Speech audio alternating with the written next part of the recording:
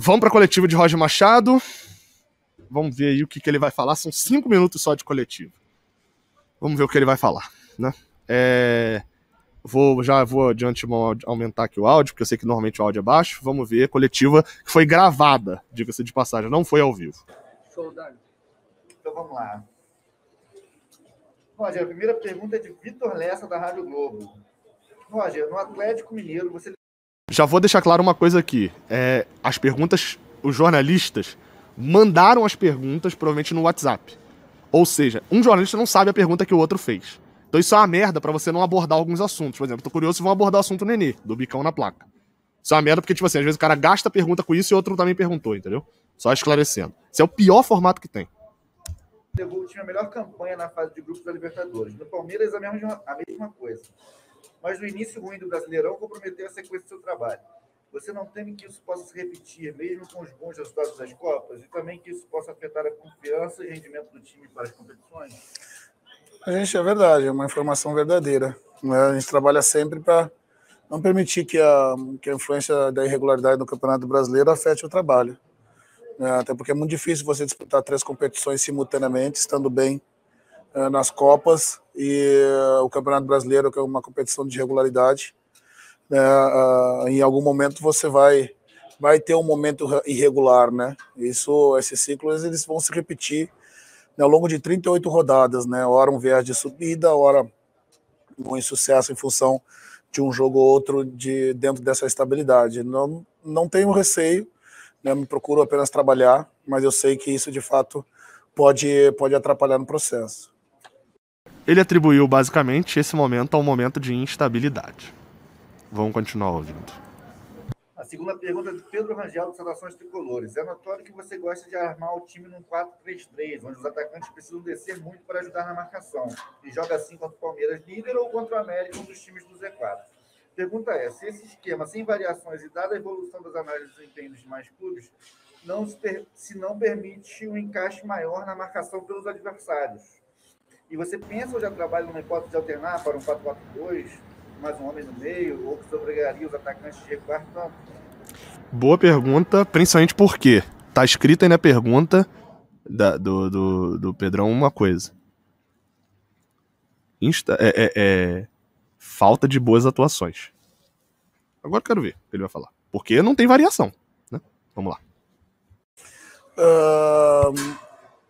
A estrutura que a gente monta ela é variável, né? Dentro do jogo, né, a gente tem um 4-4-2 quando o Nenê e o Fred estão à frente, então não é um 4-3-3 engessado que você não tem alternativa de jogo durante a partida. E a responsabilidade dos atacantes de beirada é retornar, e se todo mundo faz. É necessário que se retorne, né, na maior parte do tempo, justamente porque os laterais apoiam muito, né, o Patrick apoia muito, né, faz com que um dos beiradas tenha que descer, justamente porque se soma mais um jogador dentro do campo de ataque. Né, de ser uma tendência, não uma tendência do futebol brasileiro, uma tendência do futebol... Ele tá gastando, vou até parar aqui de novo, ele tá gastando um maior tempão explicando um conceito básico e que, enfim, que é dos laterais. Ele pegou um pontinho aí que é onde ele poderia falar, que é do ponta marca lateral. Cara, isso não tem boa. Ah, não solta os pontas, Roger quer que ponta marque lateral. Não, cara, o mundo hoje precisa disso. Se o ponta não marcar lateral, sabe o que vai acontecer? Se um ponta não marcar Egídio vai no fundo, no 2 contra 1, ele e Gabriel Teixeira vão tabelar em cima do lateral. Ou então o volante vai marcar eles e vai ficar o meio vazio. Então isso é básico. E ele tá se apegando nesse básico para poder falar, e não tá falando da variação do esquema. Só falou que o esquema é variável dentro do jogo. Então a pergunta, esse é o problema de não ter você não saber a pergunta do outro. Que a pergunta tinha que ser agora. Qual é o tipo de variação que você faz, Jorge? Mundial, e todo mundo faz isso, né? As variações elas são feitas. Quando o Sport nós jogamos com 2 linhas, né? Acabei o jogo, né, jogando num 4-3-3, mas com um meia na posição de volante. As alternativas elas estão lançadas, né? Vou parar aqui. Eu tô parando muito porque a entrevista só tem 5 minutos, então vale a pena parar pra comentar, pra registrar cada ponto. Contra o Sport, a gente termina com o meia jogando como volante. Contra o Sport, contra o Criciúma, contra o Palmeiras, contra o Cerro Porteño, contra qualquer jogo em que o Fluminense precisa do gol, ele termina com o meia jogando como volante. Ganso. Que, independente do modelo, né, da estrutura tática, com quanta qualidade a gente faz dentro dessa estrutura, né? Nos momentos que nós conseguimos sobrepor o adversário, né, nós tivemos qualidade e conseguimos ter capacidade e fomos competentes para sobrepor.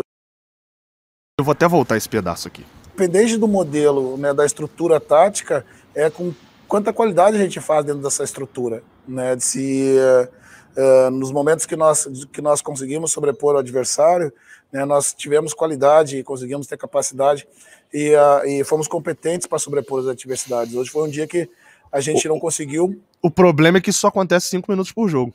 Ter essa qualidade toda, principalmente no segundo tempo, né, que nos permitiu sair com um resultado diferente. E o Thiago Lima, do GE. Globo, pontua que o gol do América Mineiro nasceu de uma falha individual, só que mais uma vez o time criou pouco, só teve uma boa chance com o Egídio no primeiro tempo e o Matheus Martins agora no fim.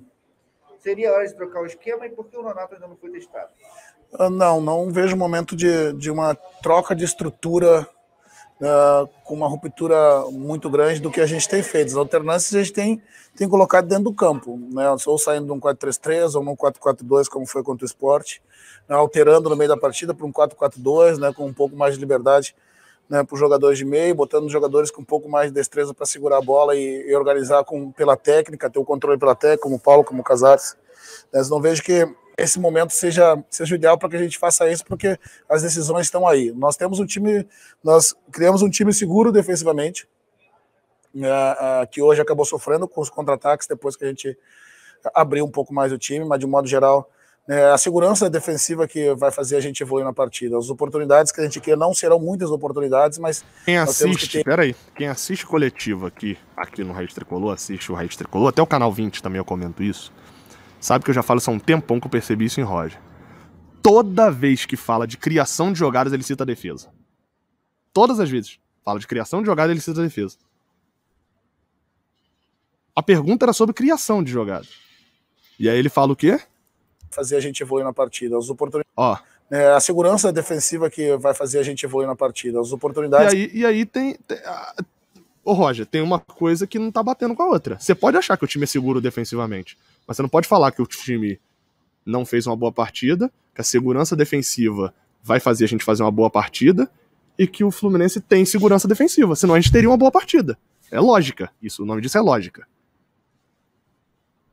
O time que tem a segurança defensiva fez 10 gols nos últimos 14 jogos, ou seja, existe o problema de criação. O Fluminense tomou gol contra o América Mineiro, aí não tomou contra Cerro Porteño e Criciúma. Ótimo, né? 2 times muito abaixo do Fluminense. Mas no Brasileirão, o Fluminense tomou gol contra o América Mineiro, tomou pro Palmeiras, tomou pro Grêmio, tomou pro Sport. Não tomou pro Ceará, mas não fez. Não tomou pro Flamengo. Aí tomou contra o Atlético Paranaense, contra o Corinthians. O Brasileirão, o Fluminense não tomou gol pouquíssimas rodadas, lá no início do Brasileirão. Que a gente quer não serão muitas oportunidades, mas nós temos que ter eficiência, né, e daí sim, daí a competência na hora de empurrar a bola para o gol, né, que dependendo do jogo, dependendo da capacidade do adversário que nós estamos jogando, né, impedem com que a gente consiga ter esse sucesso, né. Até agora a gente tem conseguido muito mais sucesso do que insucesso com esse modelo, e eu acho que é isso que a gente tem que se apegar. O problema, olha só, vou destacar aqui esse ponto. Essa fala dele não pode ser tirada de contexto. O Fluminense tem mais sucessos do que insucessos. Na temporada, diria que já tá igual nesse momento. Tá nas quartas da Libertadores, tá nas quartas da Copa do Brasil. Sabe qual é o problema? É que a maior parte dos insucessos foram agora. São recentes. Cadê os sucessos recentes? Da TNT Esportes pergunta se, já que essa semana se terá o Nino de volta após a Olimpíada, você já cogita utilizar o jogador na quinta pela Libertadores, caso ele esteja bem fisicamente? E se sim, o quanto que a confiança que ele chega depois da conquista do Ouro Olímpico pode contribuir para o resto do grupo? A confiança que ele chega, evidentemente que transfere para o grupo, né?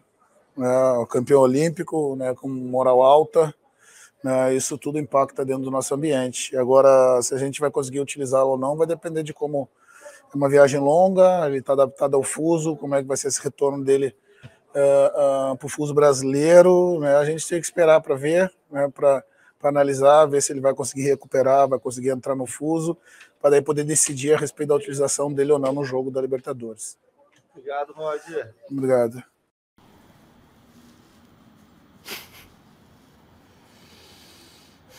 E você vai fazer... Dei pausa só para não ficar aí um monte de coisa na tela.